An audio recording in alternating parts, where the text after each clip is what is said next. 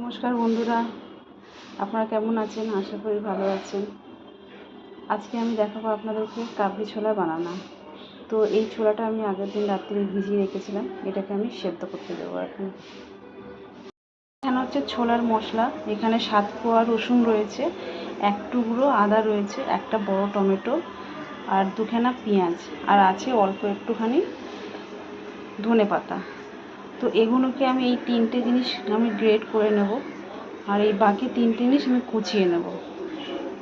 আমি কড়াতে দিয়ে দেব অল্প পরিমাণে সাদা তেল। তেলটা গরম হতে হতে আপনাদেরকে দেখাবো।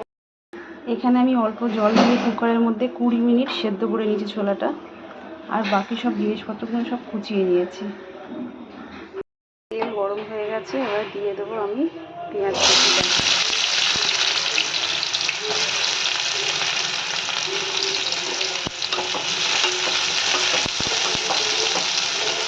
পেঁয়াজটা একটু ভাজা হবে, তারপর আমি বাকি মশলাগুলো দিয়ে দেবো। পেঁয়াজটা হালকা লাল হয়ে গেছে, এবার দিয়ে দেবো আমি টমেটো, আদা রসুনটা দিয়ে দেবো। এর মধ্যে 2 চামচ ধনের গুঁড়ো, আর দিয়ে দেবো সামান্য একটুখানি হলুদের গুঁড়ো, আর দিয়ে দেবো 1/2 চামচ লঙ্কার গুঁড়ো। সব দিয়ে ভালো করে নাড়াচাড়া করতে হবে। আর দিয়ে দেবো 1 চামচ নুন।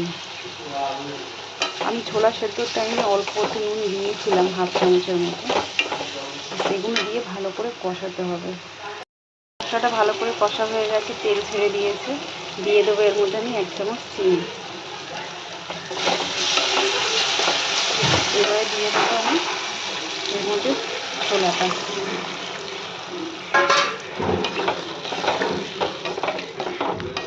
ছোলাটা আমি মশলার সাথে 5 মিনিট ফুটতে দেবো। ভালো করে ফুটে গেছে ছোলাটা, এবারে আমি দিয়ে দেবো এর মধ্যে ছোলা মশলা কিছুটা পরিমাণে। অল্প পাউচওয়ালা যেটা পাওয়া যায় সেটা 1 পাউচ দিলেই হয়ে যাবে। আর দিয়ে দেবো এর মধ্যে ধনেপাতা আর কাঁচা লঙ্কা কুচিটা। লাস্টে দিলে গন্ধটা খুব সুন্দর হয়, খেতেও খুব টেস্টি হয়। এটা একটু ফুটে গেলে আমি নামিয়ে দেবো।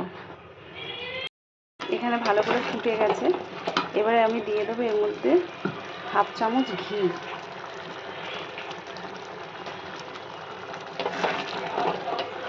ব্যাস, আমার ছোলা রেডি আজকে।